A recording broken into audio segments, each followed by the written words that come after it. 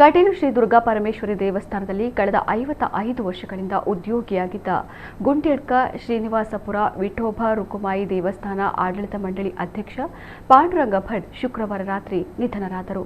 ಅವರಿಗೆ 75 ವರ್ಷ ವಯಸ್ಸಾಗಿತ್ತು. ಮೃತರು 94ರ ಇಳಿಹರೆಯದ ತಾಯಿ, ಪತ್ನಿ, ಇಬ್ಬರು ಪುತ್ರರು ಮತ್ತು ಓರ್ವ ಪುತ್ರಿಯನ್ನ ಅಗಲಿದ್ದಾರೆ.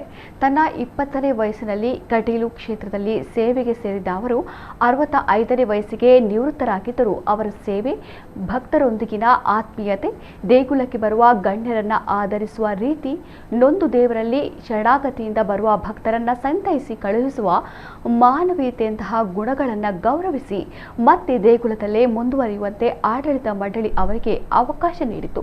ಸ್ವತಃ ಭಜನಾಕಾರರಾಗಿ, ತಬಲಾ ವಾದಕರಾಗಿ, ಯಕ್ಷಗಾನ ಕಲಾವಿದರಾಗಿ, ಕಟೀಲು ಮೇಳಗಳ ಹಿರಿಯ ಕಲಾವಿದರ ಒಡನಾಡಿಯಾಗಿ, ದೇಗುಲಕ್ಕೆ ಬರುವ ಬಹುಶ್ರುತ ವಿದ್ವಾಂಸರ ಆತ್ಮೀಯರಾಗಿ ಜನಪ್ರಿಯರಾಗಿದ್ದರು.